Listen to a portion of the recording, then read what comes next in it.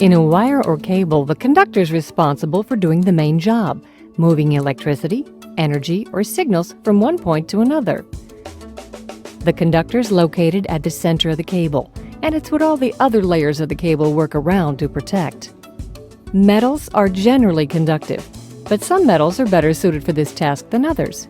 Silver, copper, aluminum, nickel, and tin are some of the most common metals used in conductors, and each has its own advantages and disadvantages. Aluminum is one popular conductor.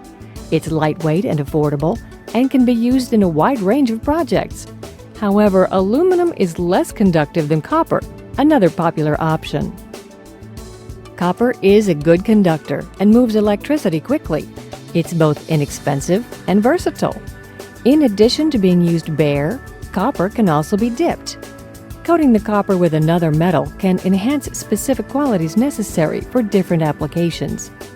For example, in tinned copper, the layer of tin protects the copper from corrosion at high temperatures and makes the wire last longer.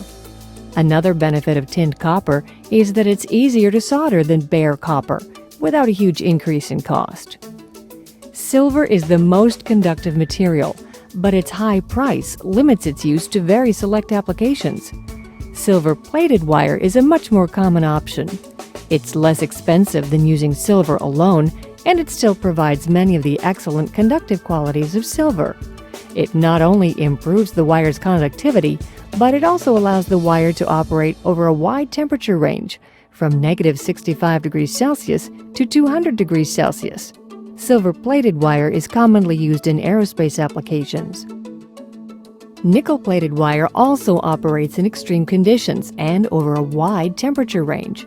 If the nickel plating is thick, it can withstand temperatures up to 750 degrees Celsius. Nickel also adds a layer of excellent corrosion resistance. High-strength alloys are other materials commonly used as conductors. These are typically silver-plated or nickel-plated as well. As you can see, conductors are available in a variety of materials. But it isn't just what they're made of that makes them different. It's also how they're configured. Conductors can be either solid or stranded. Solid conductors are made of one piece of metal, while stranded conductors are made of several threads of metal.